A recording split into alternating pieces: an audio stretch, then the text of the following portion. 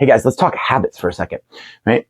You are your habits. But most of the time, the goals you want in fitness and in life really come down to fixing and changing your habits, right? Because it's those habits, those things we do every day subconsciously that really affect our outcomes, right?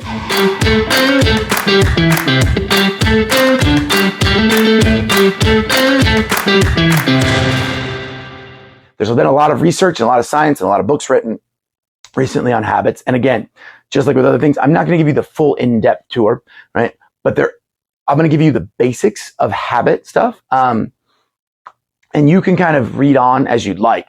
But essentially, there's some important things to remember about our habits. One is we change habits. We don't get rid of them. So if you have a bad habit that you want to get rid of, you're not going to stop that habit.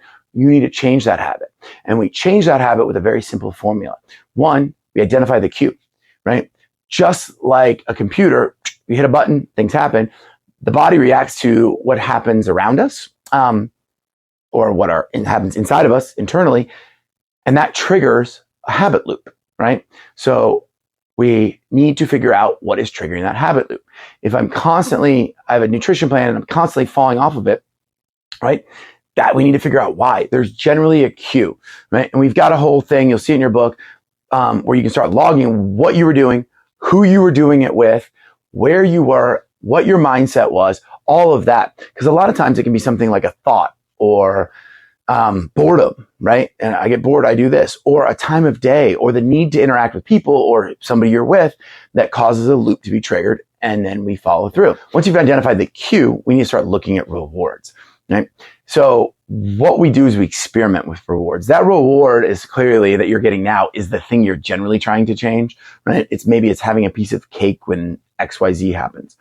So we look at things to start replacing it with that are healthy, right? That could be anything from taking a walk to doing a little exercise to taking a break from the internet to whatever it is, to eating a healthy snack.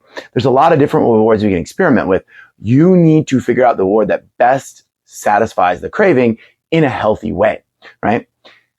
That's what we do. Once we figure out that, we start to build new routines. It's just that simple. All I need to do now is change the routine. And we do that by consistently using the new reward whenever we find that cue. Now, you may run into problems, and this is where it's good to plan and start to look at obstacles, right? So understand that what are you going to do if your brain tells you, no, I really want that cookie instead of those carrots, right? Walk yourself through that. See it, say, hey, no, this is what I'm going to do. I'm going to have the cookie next time. This time I'll have carrots. There's a lot of little brain tricks you can do. The other side of planning for this is to make sure that you have very readily available or very easy, the healthy reward, right? So if you're gonna eat a healthy snack, make sure you have the healthy snack ready to go, right? Don't make it challenging to get the healthy snack, right? Because then it'll be way too easy to get the cookie or things like that. If it's raining outside, make sure you've planned to do something other than walk, right? If you can't walk anywhere inside and you need to be outside for it, whatever it is, start looking at that stuff and planning ahead to make selecting that easy reward, that healthy reward, as easy as possible.